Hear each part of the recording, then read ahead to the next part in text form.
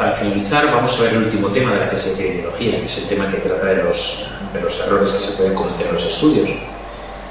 Quiero recordar que hay dos tipos de errores. Por una parte, el error aleatorio, que es el error debido al azar, que no afecta a la validez del estudio y es una falta de precisión. Frente a este tenemos el error sistemático o sinónimo sesgo, que sí afecta a la validez del estudio y no es ninguna falta de precisión.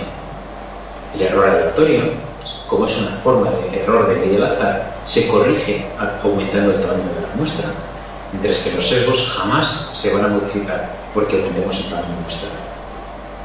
Dentro de los errores sistemáticos o sinónimos sesgos, tenemos como grupos principales tres, que son el sesgo de selección, el sesgo de clasificación y el sesgo de confusión.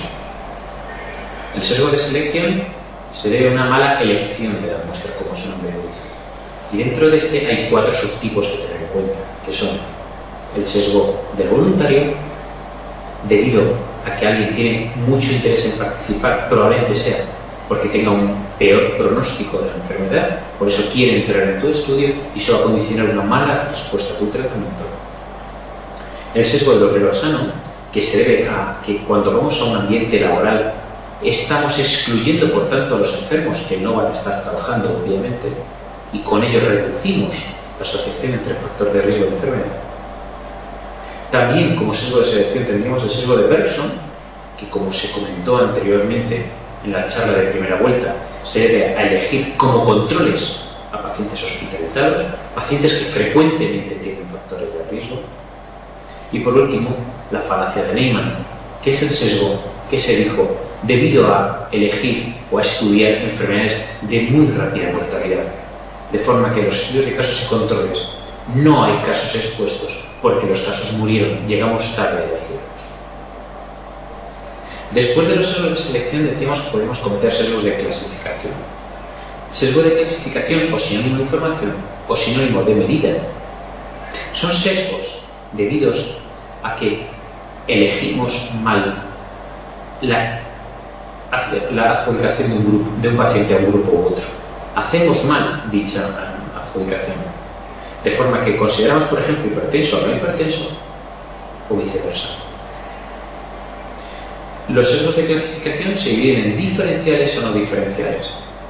Los no diferenciales son aquellos sesgos de clasificación en los que en ambos grupos he metido gente que no se corresponde, mientras que los de diferenciales solamente hay un grupo mal clasificado, el otro está correctamente clasificado. Habitualmente son más graves los sesgos de clasificación diferencial, y de este grupo destacábamos dos. Por una parte, el sesgo de memoria, debido a que los casos recuerdan muy bien la exposición, mientras que los controles pueden no recordarlo. Y el sesgo de atención, que era debido a que el sujeto se sentía observado y modificaba su conducta, de forma que cuando creíamos tener a los sujetos no expuestos, muchos sí tenían la posición. Yo preguntaba, oiga, ¿usted consume drogas? Probablemente el paciente es un consumidor de drogas, pero él me va a decir que no, para no sentirse recriminado. Eso sería un sesgo de información. El último sesgo es el sesgo de confusión, que se debe a la existencia de un factor de confusión. Un factor de confusión, como sabemos, es un factor de riesgo asociado a una enfermedad. Es un factor que no es intermedio entre un factor de riesgo y la enfermedad, y es un factor que sí se asocia al factor de riesgo y produce enfermedad de forma independiente al factor de riesgo.